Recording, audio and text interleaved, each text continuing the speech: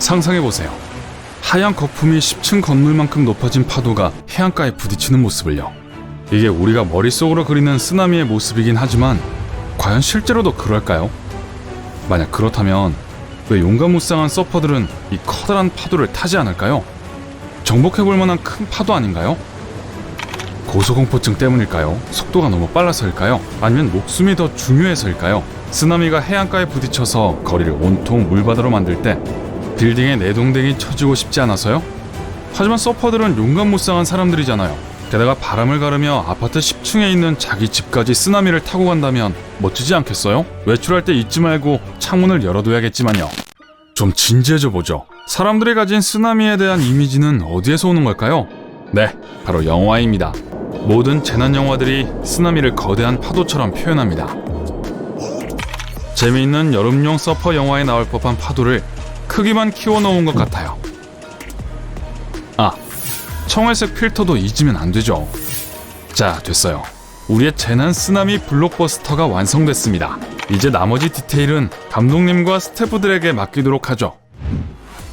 실제 쓰나미와 사람이 탈 수 있는 파도의 차이는 영화에서 고층 건물을 삼키는 파도의 높이만큼이나 큽니다. 물론 커다란 파도라도 탈 수는 있어요. 올바른 유형이라면 말이죠. 그 유형만 잘 맞아준다면 쓰나미보다 더 큰 파도도 가능합니다. 특정 서퍼들은 매년 큰 파도를 타고 있지만 그 이야기는 뒤에서 하기로 하죠. 그럼 방금 말한 올바른 유형의 파도와 쓰나미의 차이는 무엇일까요? 서핑에서는 모든 파도의 페이스라는 게 있는데 각 서퍼들이 타고 내려오기 좋은 스팟을 일컫는 용어입니다. 스노우보드를 타고 언덕을 내려오는 것과 비슷해요. 대신 발이 보드에 고정이 안 되어 있고 뒤에서 눈사태가 매 순간 일어나고 있는 셈인 게 다른 점입니다. 게다가 여러분이 보드에서 넘어질 순간을 놓치지 않으려는 상어들이 발 바로 밑에 있을 수도 있어요. 죄송해요. 조금 섬뜩해졌죠. 서핑은 원래 재밌는 거예요. 하지만 저는 그냥 해변에서 보기만 할게요. 고마워요. 사실 쓰나미는 이것과 전혀 다릅니다. 쓰나미는 단숨에 생기는 거대한 조류라고 생각하면 쉬워요. 네, 물이 평소보다 갑자기 구해서 때로는 최대 18m까지 높게 치솟는 겁니다. 하지만 파도만큼의 벽이 생기지는 않아요. 뭐랄까, 물로 된 언덕이 생긴다고 해야 할까요? 거대하고 질척한 용암이 해안을 덮치는 걸 상상해보세요. 빠른 속도로요. 아니, 더 빠르게요. 잠시만요.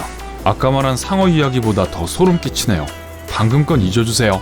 사람이 탈 수 있는 일반적인 파도가 생기려면 바람이 불어야 합니다. 쓰나미의 경우는 비교적 흔치 않은 현상인 지진이나 물속 화산 폭발이 일어날 때 생기죠. 이것이 큰 강도의 차이가 발생하는 이유이기도 합니다. 쓰나미가 일반 파도보다 꼭 큰 것은 아니지만 훨씬 더 강력합니다. 그래서 매번 쓰나미가 생길 때마다 제가 뒤따르는 거죠. 수중 지진이 일어나면 믿을 수 없을 만큼의 에너지가 물을 강타합니다.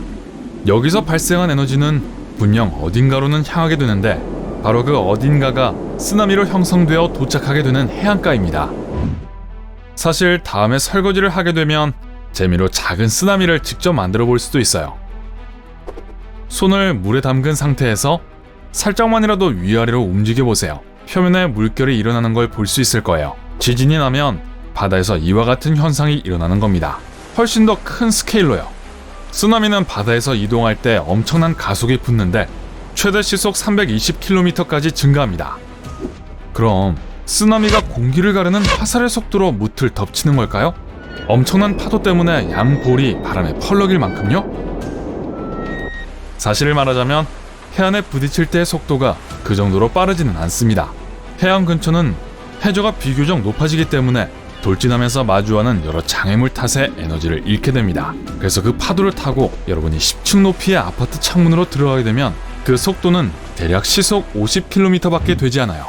쓰나미의 속도는 감소하겠지만 해안으로 다가갈수록 파도의 크기는 커집니다. 여러분의 10층짜리 아파트를 뒤덮을 메가 쓰나미의 높이는 30m입니다. 쓰나미의 평균 높이는 고작 3에서 9m 정도고요. 네, 고작이요. 하지만 일반 파도와 비교해볼까요? 일반 파도의 높이는 대략 2m이며 속도는 보통 시속 20km입니다. 이제 아시겠죠? 쓰나미는 큰 피해를 야기할 만큼 빠르고 큽니다. 그렇다 해도 우리가 탈 수 있는 파도 역시 무시할 정도로 쉬운 수준은 아닙니다.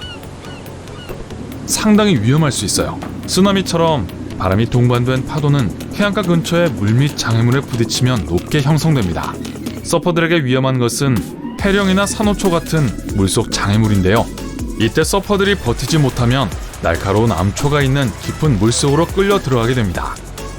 게다가 물에 부딪힐 땐 잘했다며 등을 토닥이는 것과는 차원이 다른 충격을 받게 될 거예요. 네, 이제 인정하죠. 우리는 쓰나미를 탈 수 없습니다. 하지만 만약의 범주에서 생각해볼까요? 규칙에 제한받지 않고 마음껏 상상력을 펼쳐보는 거예요. 그럼 이 챌린지에 한번 재밌게 도전해볼까요? 제일 먼저 쓰나미는 일반 파도가 아니니까 파도를 탈 수 있는 구간을 만들 방도를 찾아야 합니다. 그러니까 쓰나미의 벽을 만드는 거예요. 한 가지 가능한 방법은 쓰나미의 괴물 같은 에너지를 갉아먹을 인공장애물을 물 밑에 설치하는 겁니다. 아쉽게도 쓰나미의 질풍 같은 속도는 감소하겠지만 높이를 더 키워야 하거든요. 장애물의 크기 역시 커야지만 깊은 곳에 위치해야 서퍼가 보드에서 떨어졌을 때 머리를 부딪히지 않을 거예요. 그리고 안전조치도 더 강화해야 합니다. 이 경우엔 튼튼한 장비가 중요합니다. 일반 서핑 수트는 네오프렌이라는 재질로 만드는데 이것을 입으면 찬물로부터 보온이 되고 물에서 뜨게 됩니다. 하지만 여러분은 운이 좋네요. 새로운 기술이 개발됐어요. 바로 상어의 공격으로부터 보호받을 수 있는 수트입니다. 케블라 조끼의 일환으로 여러 시험 결과 뾰족한 물체에 찔려도 뚫리지 않고 뼈가 부러지는 것도 방지할 수 있다는 게 밝혀졌어요. 아쉽게도 파도와 부딪히면서 받는 충격으로 인한 멍은 막을 수 없네요. 그래도 쓰나미를 타는 건데 이 정도는 각오해야겠죠. 그리고 마지막으로 보드입니다. 일반 파도를 타는 것이 여러분의 균형 감각을 시험하는 정도라면 일반 보드로 쓰나미를 버티는 것은 불가능한 일입니다. 지금 가상의 이야기를 하는 중인 거 잊지 않으셨죠? 자, 그렇다면 보드에 안정장치를 장착해볼까요? 자, 이제 준비됐습니다. 여러분도 준비된 거 맞죠? 이제 와서 포기하시면 안 돼요. 에이, 이걸 이미 한 사람들도 있다니까요. 포르투갈 나자레에서는 기본입니다.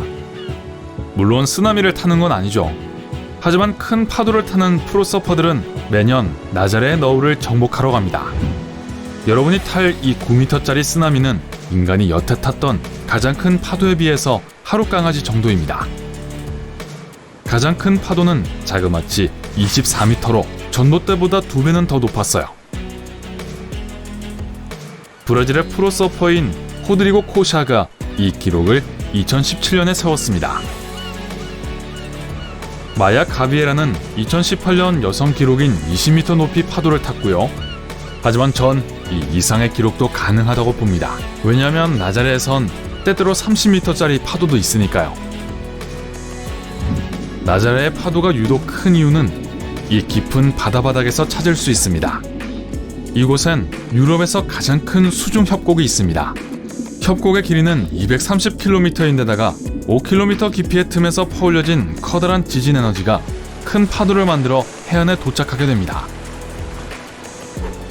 이 협곡의 깊이는 파도 높이보다 3배는 깊고 이 지역에는 강한 해류와 강력한 바람이 불고 있기도 하죠.